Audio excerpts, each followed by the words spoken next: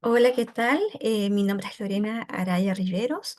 Soy alumna de la carrera de Bibliotecología Advanced y este es un trabajo para en la materia de pensamiento y producción de la literatura y el arte. ¿Sí? Corresponde al trabajo de la unidad número 3, que consiste en realizar una línea de tiempo sobre la historia del arte. Y para esto lo que voy a hacer, voy a compartir pantalla para que podamos ver, para que yo pueda explicar un poco este trabajo, ¿sí? Entonces, lo que quiero mostrar es esto, si se puede visualizar. Bueno, tenemos acá esta línea del tiempo que parte como el arte en su modalidad occidental con Grecia. Y en este caso elegí, bueno, dos periodos principales, que son el primero, que es un periodo geométrico, que es del siglo noveno antes de Cristo hasta el octavo antes de Cristo, que se caracteriza justamente por tener estas características, ¿sí? Donde vemos un arte solamente con figuras geométricas, escasas curvas, y lo que esto va evolucionando en Grecia hacia un estilo donde se ven las armonías, la imitación del cuerpo humano. Y esto, por ejemplo, los vemos en los kuroi que vemos en el periodo arcaico y que vamos a ver con su máximo florecimiento en el periodo clásico y con su representante en la ciudad de Atenas, con una democracia que en este caso estaba encabezada por Pericles. Y este florecimiento artístico se ve reflejado en la arquitectura y la escultura. También se nota la pintura, pero lamentablemente no tenemos tantos restos arqueológicos como para poder apreciar estos elementos. Aunque, por ejemplo, sí están las ánforas y otros objetos que sí dan cuenta de la pintura. Pero principalmente en la arquitectura vemos el Partenón por Ictino y el Discóbolo, ¿sí? Así como otras esculturas donde están las proporciones, todo un conjunto que va a ser importante para la posteridad. Y que incluso, bueno, Roma va a imitar o va a tomar como sus bases. Acá, bueno, yo como elementos característicos romanos no lo quise dejar de lado. Me pareció importante como distintivo mencionar a la columna de Trajano, que es una representación monumental muy particular, ¿sí? Y también a las pinturas encontradas en el Vesubio, en este caso en Pompeya, perdón, de la erupción del Vesubio. Entonces, que también dan cuenta de la expresividad del arte romano. Luego, bueno, vamos a pasar a lo que es el arte medieval. Y acá vamos a la Alta Edad Media, que es entre el siglo XI y XII después de sexto y XI después de Cristo, donde se caracteriza por la convivencia de estilos heterogéneos. Recordemos que es un periodo donde están los bárbaros, donde el arte se caracteriza por una renovación religiosa encabezada por el cristianismo, y también que destacan los historiadores como Gombrich, que se da en esta época el sentimiento de la representación, ¿sí? Que esto es novedoso en el arte, ¿sí? Si bien en este caso vemos en la Edad Media, en la Alta Edad Media, una escasas fuentes, quizás por los hallazgos que son escasos. De todas maneras, vemos representaciones, por ejemplo, en el Códice Aureus, sí, que está acá representado abajo, y también, bueno, pinturas como, por ejemplo, que tiene un motivo esencialmente cristiano y pedagógico, sí, esta es la función principal de la pintura. Y sobre estilos heterogéneos también tenemos que recordar cómo el cristianismo debe adaptarse a lugares como por ejemplo el estilo celta, que lo vemos acá representado. Entonces acá vemos que hay una variedad que es bien interesante, aunque claro, poco conocida. Luego tenemos el estilo románico en el siglo XI después de Cristo, que es esencialmente lo definen los historiadores del arte como el primer movimiento artístico cristiano oficial, que también es un movimiento internacional porque se presenta en distintas partes de Europa. Este estilo se caracteriza por ser muy austero, pero sí con una monumentalidad que caracterizaba o quería emular a las antiguas iglesias romanas o monumentos romanos. Luego tenemos en el siglo XII la emergencia del estilo gótico, que también es un estilo particular de formas donde vemos el arco ojival, ¿sí? Vemos también los vitrales, la importancia de la luz, de las bóvedas, ¿sí? Y aquí vemos también un retablo, característico de este periodo. Así como acá también vemos la abadía de San Clemente de Tawil y la abadía de Baselay en Francia del periodo románico. Esto sería entonces lo primero en cuanto al arte de las épocas clásicas de Grecia y medieval. Luego vamos a pasar a la Edad Moderna, donde vemos acá distintos estilos. Y primero quise destacar el Renacimiento, que es el movimiento donde en los siglos XV y XVI vemos la gran secularización del arte y que se da específicamente en ciudades italianas. Y lo que vemos es la subjetividad puesta en la obra, la perspectiva. Y acá, bueno, vemos algunos representantes, por ejemplo, que me parece muy importante en la arquitectura, Brunelleschi.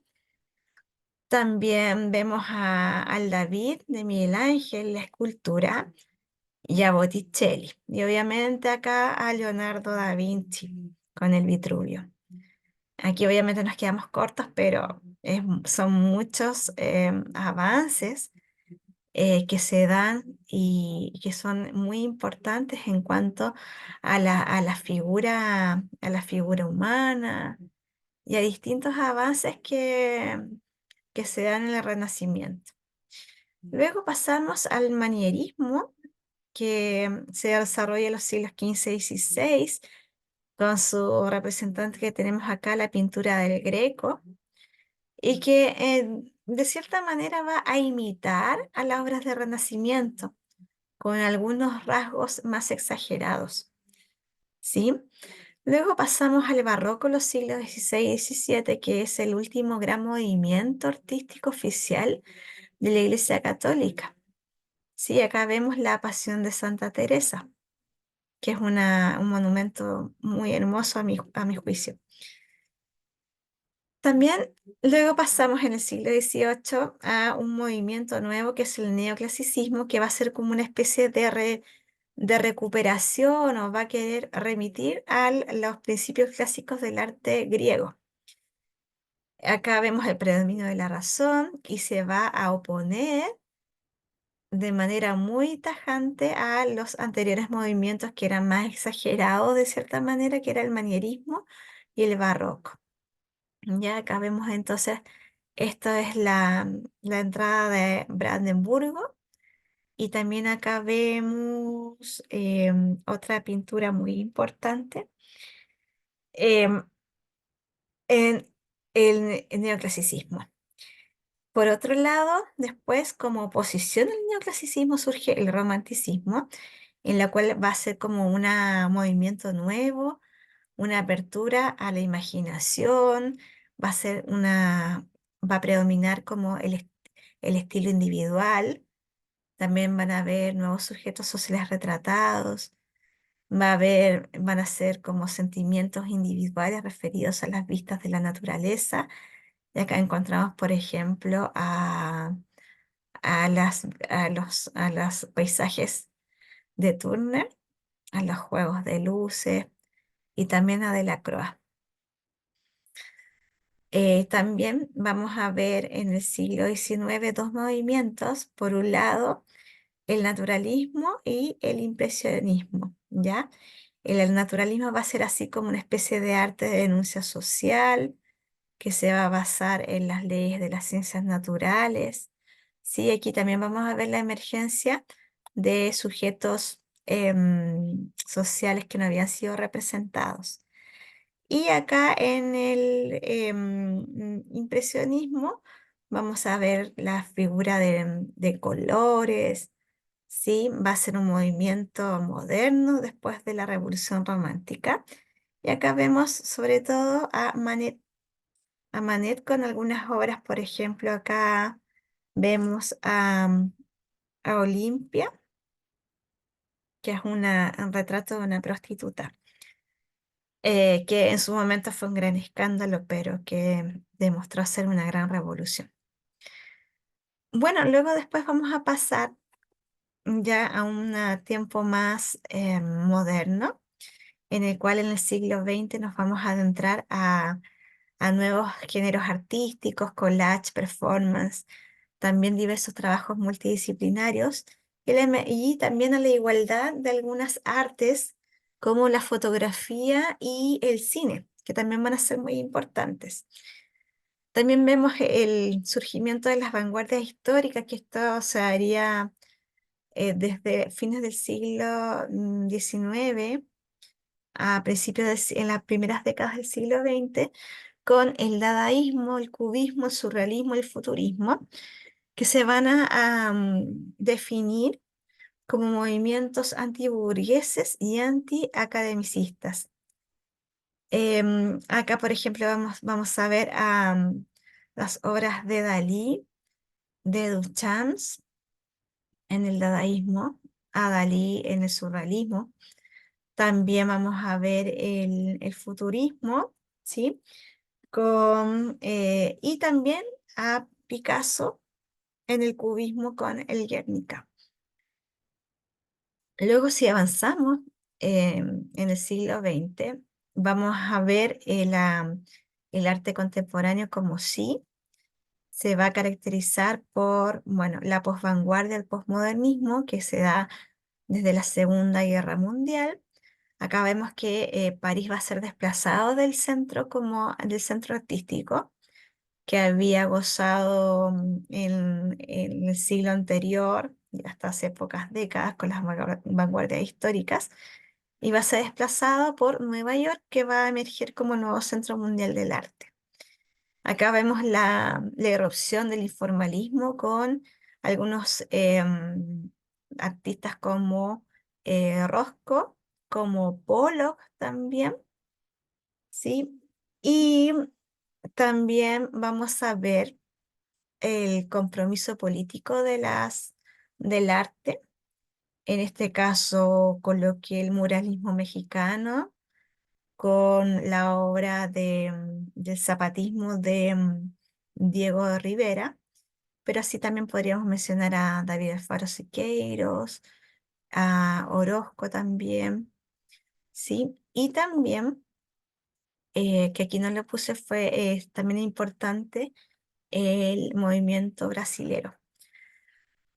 Luego pasamos a la década de 1960, donde va a haber la erupción del experimentalismo y también como otras expresiones como la performance. Y acá vemos al equipo Fluxus, sí, que era un equipo bastante diverso, en la cual van a tomar objetos cotidianos como el centro de su experimentación.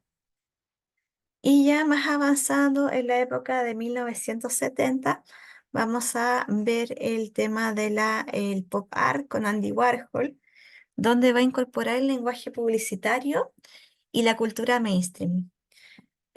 Acá vemos justamente las obras de Warhol y también un poco más avanzando, vemos también la irrupción de otros elementos como el graffiti con Basquiat, que fue también discípulo de Andy Warhol. Y de esta manera, bueno, concluyo esta breve línea del tiempo de la historia del arte. Quiero decir que traté de abarcar lo máximo posible, aunque claro, a veces se hace escaso el espacio para hacerlo, pero creo que pude como aprender los principales conceptos y me sirvió mucho para entender esta evolución del arte, apreciar las distintas corrientes estéticas que también son importantes para el trabajo bibliotecario. Así que de esta manera me despido esperando que este trabajo sea un aporte. Muchas gracias.